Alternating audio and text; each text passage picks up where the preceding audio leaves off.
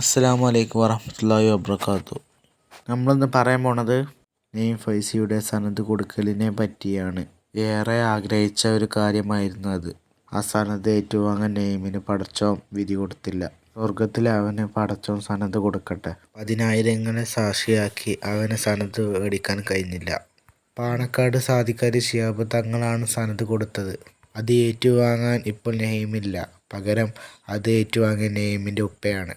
അത് ആരുടെയും ചങ്ക് പൊട്ടുന്ന ഒരു രംഗമാണ്. ഇങ്ങനത്തെ ഒരു വിധി റബ്ബ് ആർക്കും കൊടുക്കാതിരിക്കട്ടെ. അത് ഏറ്റുവാങ്ങുന്ന നേരത്ത് ആ ഉപ്പാൻ്റെ വേദന എത്ര ഉണ്ടായിരിക്കും. പിന്നെ ആ സനത് മേടിക്കൽ നെയിമിൻ്റെ ജീവിതത്തിലെ ഏറ്റവും വലിയൊരു സ്വപ്നമായിരുന്നു. അത് ഏറ്റുവാങ്ങാൻ നെയിമില്ലല്ലോ. ആ സങ്കടമാണ് എല്ലാവർക്കും. നെയിമിൻ്റെ കുടുംബത്തിനും മാതാപിതാക്കൾക്കും ക്ഷമയും സമാധാനവും പടച്ചോൻ കൊടുക്കട്ടെ. നെയിമിൻ്റെ ഖബർ സ്വർഗമാക്കാൻ വിശാലമാക്കാൻ നമുക്കെല്ലാവർക്കും പടച്ചോനോട് പ്രാർത്ഥിക്കാം. പിന്നെ നെയിം നല്ലൊരു ഗായകനും കൂടിയായിരുന്നു. നമ്മളെയും നെയിമിനെയും പടച്ചവൻ്റെ ജന്നത്തുൽ ഫിർദൗസിലെ സ്വർഗത്തിൽ എല്ലാവരെയും ഒരുമിച്ച് കൂട്ടട്ടെ.